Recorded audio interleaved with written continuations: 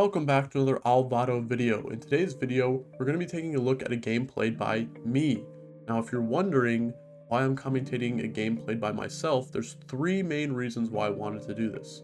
One of the reasons is, well, I think that this game is actually a really good game played by myself. I think it is one of the best games I've played on this patch. The second reason is that there is a new patch coming out tomorrow, patch 13.1, and if I were to commentate a game played by another high-level player, it might seem less impactful considering a lot of the things that I might be talking about are going to get changed and affected in the next patch. And the third reason is that when I do a lot of these game analysis videos, I often try and guess exactly what is going on in the mind of a high-level player, and I think a lot of the times I do understand what is happening, but I can't catch everything. And so the benefit of this is that I am myself and I just played this game, so I know exactly like why I made the decisions that I made, and I can explain that in its entirety. So now let's talk about the game. There was a lot that happened, so let me try and catch you up to speed. I got dropped a Kaisa and a Riven in an orb, and I was holding on to every pair that I could, and I was able to get a Wukong too. I chose to slam Zeke's because I was offered sword, belt, and with my item distribution, I believe that was the best thing to slam. I'm able to get the attack speed buff on this Kaisa that I got dropped and this Ashe because I want to play Recon. So I'm immediately thinking of playing Kaisa Threats because that's one of the best meta comps in the game right now. And Zeke's is a pretty strong item in that comp because you're amplifying the damage of all of the Recon units. So I chose to level to 4 immediately because I needed the 1 extra gold to buy the Ashe pair, and I also scouted the lobby, and there are not that many people that are strong, so there was a good chance that I was going to win the round, especially with a Wukong 2 and a Riven and a Kaisa. I was able to win the next 2 rounds, and I was able to hold on to this Ashe pair. I choose to level to 5 on 2-3 to maintain my win streak. If you do not know, Wukong is an extremely powerful unit in the early game because the way his ability works is that the more units that he hits with his spin, the more armor and MR he gains.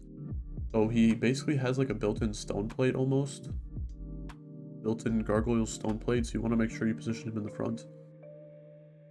And considering I'm thinking of playing Kaisa, I want to go for a tear or a bow or a belt, and somehow while being last pick I'm able to get Belt Rammus.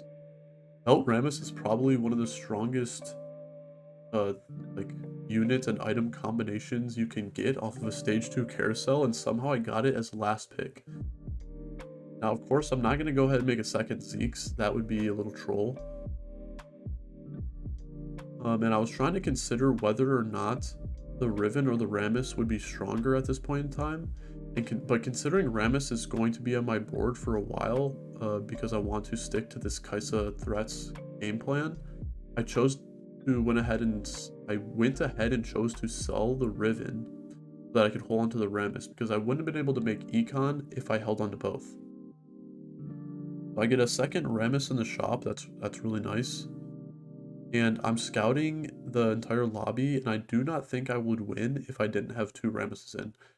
So I don't actually end up fighting the guy who's 100 streaking, but I believe I would have beaten him, especially with double Rammus, and my backline is looking pretty powerful. So here is one of the first plays that I think makes this one of my best games played in a while. I choose to take out this Wukong just in case I get a triple item Krugs and no gold, because I do not want Wukong anymore. He did his job, and guess what happens? I get a triple item Krugs, I get basically perfect items, and I'm able to sell that Wukong to make 10 while still holding this Ezreal pair. One of the most interesting parts about this Kaisa comp is that you have to always weigh the benefits of playing 3 or 4 Recon in your comp. And the thing is that since I got dropped JG, I would be losing out on value for playing 4 Recon. Normally you just want like full AP, full like damage build, and then when you play for recon, it allows your Kai'Sa's ability to crit.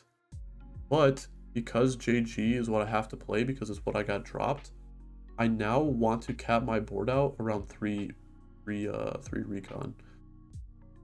So eventually I want to drop this Ashe and play Vayne, and I'm just going to be playing Vayne, Ezreal, and Kai'Sa. I consider playing 4 recon here, but like I said, it's not going to be stronger because I have JG.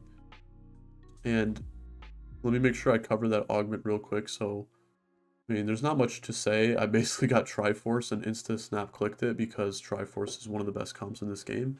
And after seeing that augment, I'm fully committed to playing this comp. There's no reason why to ever pivot after getting offered Triforce and having, you know, a Kai'Sa 2 with two Ramesses. I'm now fully committed after seeing that augment. And since I was fully committed, right, I had Rammus pair, Ezreal pair, Kai'Sa pair. I think I rolled twice. And I hit Kai'Sa 2 and Ezreal 2, which definitely is, you know, pretty high roll, but at the same time, I rolled when I had lots of pairs. I think it was an extremely good decision. And I probably would have rolled it to 0 until I hit like one of the pairs. But I didn't have to roll to 0. I just had to roll to 10. So I'm now looking to try and finish off this belt item on this Rammus. And I'm also down to get like any of these bows because bow can just be any Kai'Sa item. It could be Ginsu, it could be Shiv, it could be a second Giant Slayer even. Probably wouldn't do that, but it had to be. So with Celestial Blessing and Triforce and the spot that I'm in, I'm definitely looking to try and get like a first place here. But at the same time, I'm scouting these boards and I notice that I believe one guy has 4 Ramesses. I have 2 Ramesses. There's another guy that has 6 Ramesses. And the guy that beat me, he had a Senna 3.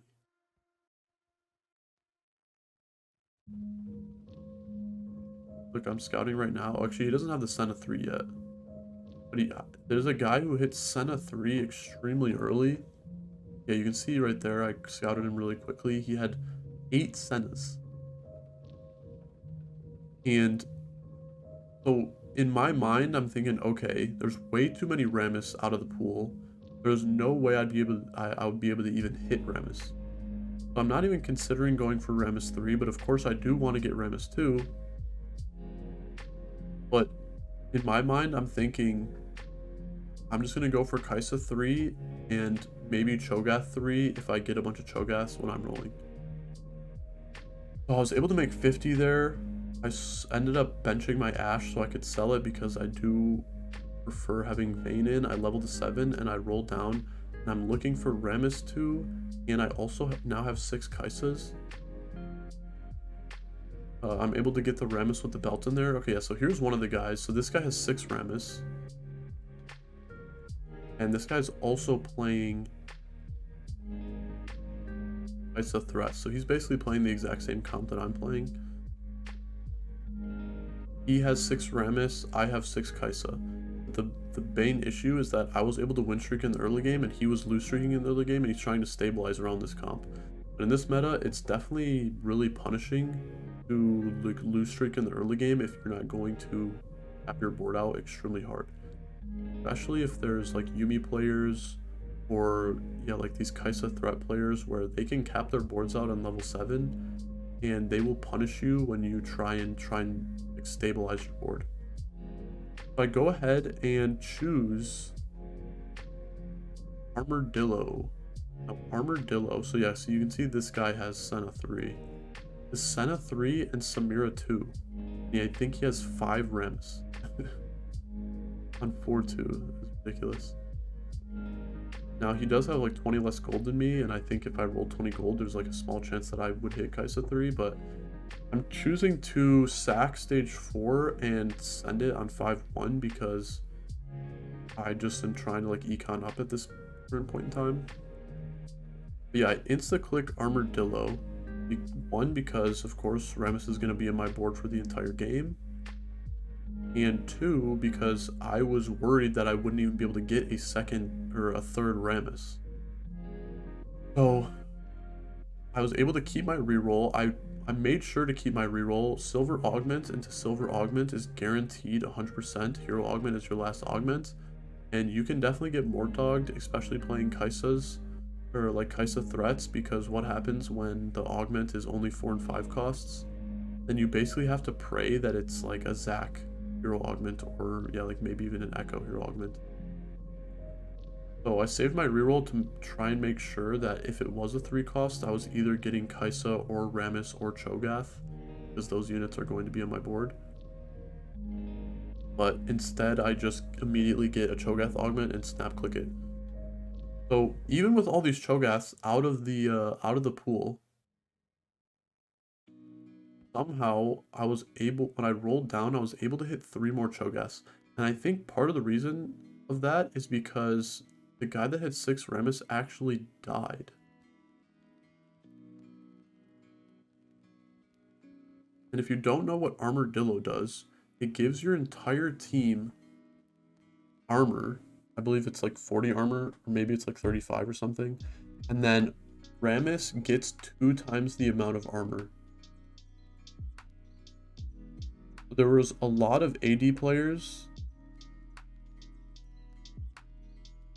So Armadillo is even better now that I believe there's a Samira player. And then there's 2 duelist players. So Armadillo is going to help out pretty big against them. I don't want Last Whisper. I don't want RFC. I just want to itemize my Rammus. I'm rolling for Kaisa. One off Kaisa. And then this positioning, by default for the rest of the game, I choose to put Nyla in the Zeeks. So because Nyla has Duelist, she has increased movement speed. So putting her in the backline is not that big of a deal anyways. And I want her to be in the Zeeks because she's going to walk up in between one of my frontline units anyways and heal them. I don't want her to take aggro first. And I want to make sure my backline is least as clumped as possible. You can see there's the Senna 3, which we already know about, and then there's a Spellslinger guy.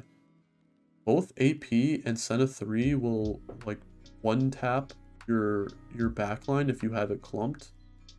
So putting Nyla in the Zeeks makes a lot of sense so that my backline is not as clumped. You can see I was rolling it to 0 and I eventually hit Kaisa 3. It's definitely not like late, but it's not like super high roll or anything.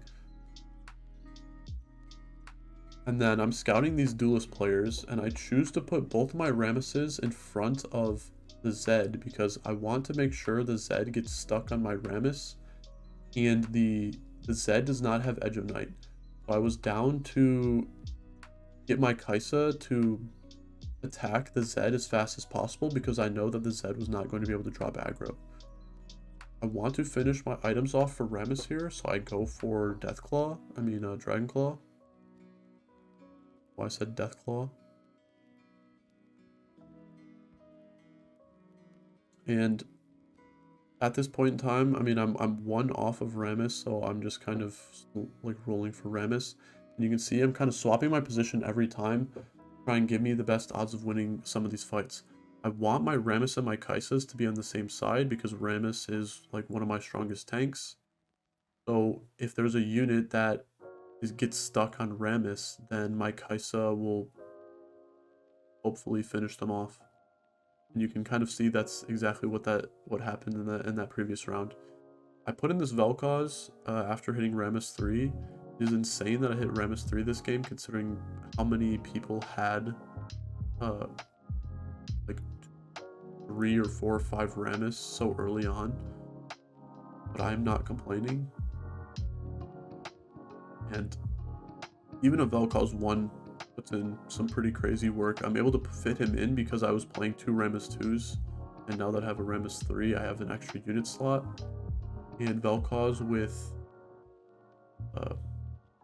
Force is really powerful. Extra starting mana makes it so that his initial cast almost always goes off, even if it's a Vel'Koz 1.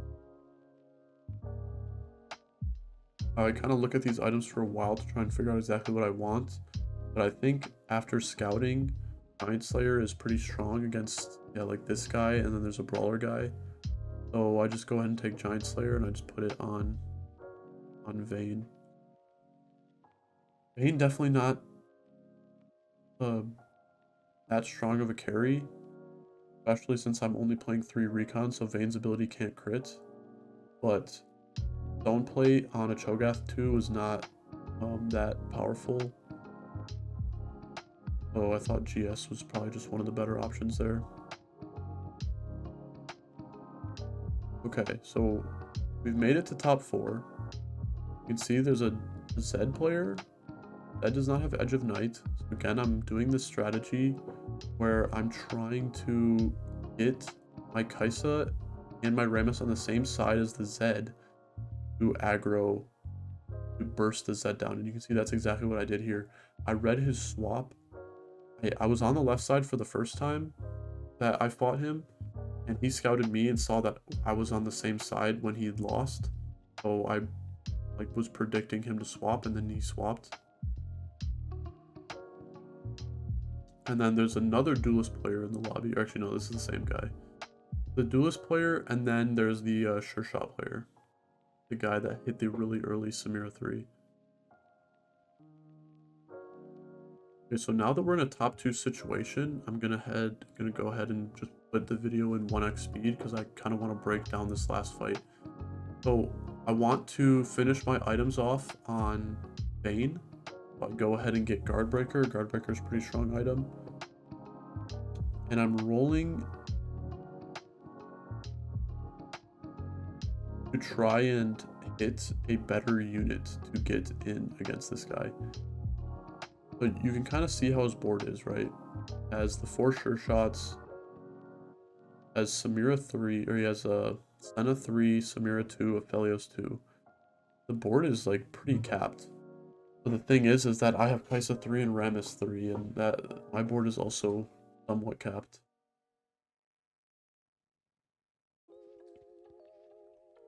He has Nunu, so he has Mascot with Nunu and Alistar. He has Ox Force, he has Sure Shot Heart, so he has 4 Sure Shot even though he only has 3 Sure Shot units in. And the biggest thing to pay attention to against this guy is that he has 8 Cho'Gaths. So I noticed that, and I'm thinking, well, there's nothing that I can roll for. The thing is, he has Cho'Gaths. I want to hold all the Cho'Gaths as possible. I did win the previous round, so as long as he doesn't hit Cho'Gath 3, there's a good chance that I'm going to win again. So I do this play here I kind of scout his board. I want to just keep on swapping to make sure to keep him on his toes. And I noticed that I have 2 Cho'Gaths and this Echo. So I do all my positioning, and then I sell the Cho'Gath to make sure he has the lowest chance of hitting the Cho'Gath, because I bought the Cho'Gath when he was rolling. And then I double sell the Cho'Gath at the end of the turn, roll and hit this Echo because I knew I had exactly 4 gold and I had the chance of hitting the Echo. I literally stood up and walked away after I did that. I thought it was like a pretty crazy play, and it basically guaranteed me getting this first. I go ahead and say GG, but I muted everyone, so I can't tell if he said GG back. But yeah, I thought that was a pretty crazy game. I thought I made a lot of good decisions. Let me know what you thought about it. If you liked the video, like it, and I'll see you in the next one.